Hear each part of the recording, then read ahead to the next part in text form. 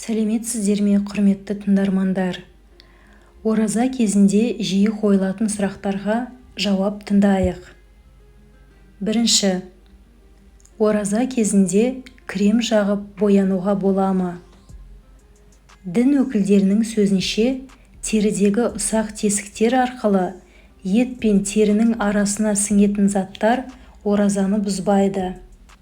Мысалы, крем жағу, май жағу, судың ішінде ұзақ тұруға және жараның бетіне дәрі таңуға болады. Тек крем мен майды пайдаланған кезде қатты қалыңдатпаған жөн. Себебі қалың жағылған крем не май дәрет алған кезде суды теріге жібермеуі мүмкін. Расында оразаны сырттан ішке кірген нәрселер бұзады. Сондықтан бетке, қолға жағылған түрлі жақпаларды, лак секілді заттарды қолдану оразаға кедергі емес. Алайда аталмыш майлар, лактар денеге су өткізбейтін болғандықтан, құлшылық үшін алынатын дәреттен бұрын сүртіп не өшіру қажет болады, дейді мамандар. Сонымен қатар, дін мамандары ораза кезінде біреуге тіл тигізіп, ғайбат сөйлеп, өсек айтудан тыйылуға шақырды. Бұл оразаны бұзбағанымен, шариғатта біреудің сыртынан жамандап ғайбат айту, сөз тасу үлкен күнә, дейді мамандар. Келесі, тіс жұлдырса ораза бұзыла ма? Тіс жұлдырған кезде тамаққа ештеңе өтпесе, ораза бұзылмайды. Бұған Ханафи мазхабына қатысты Раддул Мұхтар атты кітабында мына сөздер дәлел. Тістерінің арасынан қан шығып тамағына барса, яғни ішке өтпесе, аузы ашылмайды. Бірақ тамақтан ішке өтсе де, қан түкіріктен басым не бірдей болса, немесе қанның дәмін сезсе, ораза бұзылады.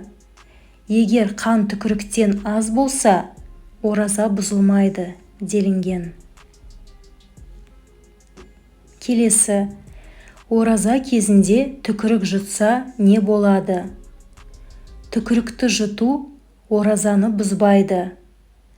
Алайда түкірікті әдейілеп жинап алып жұтса, ораза бұзылады.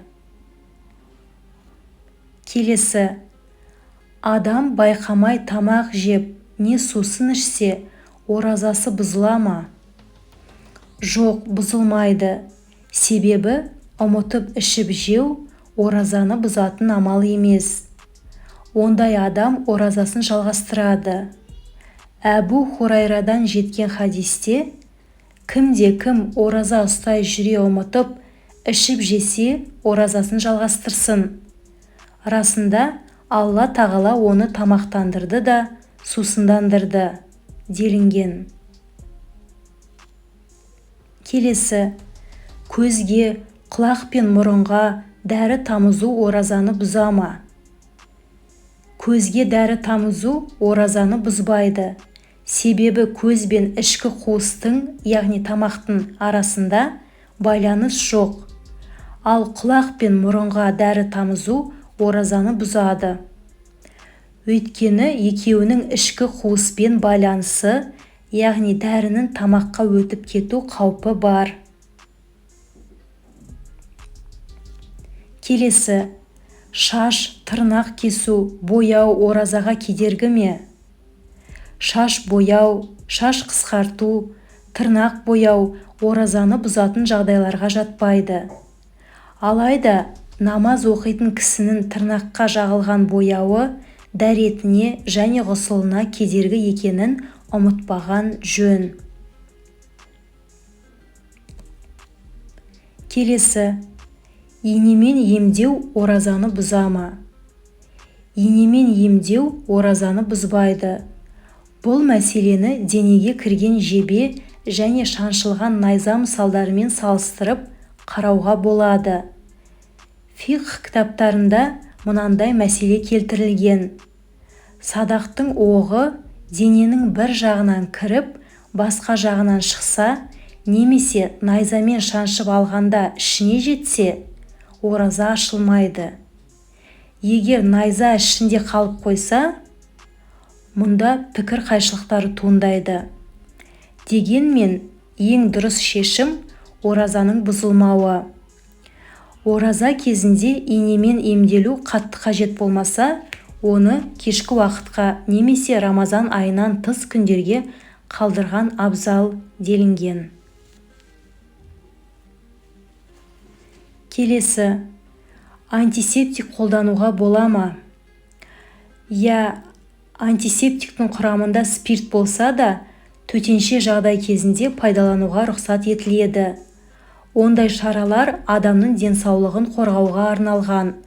Сол себепті оразаны бұзбайды.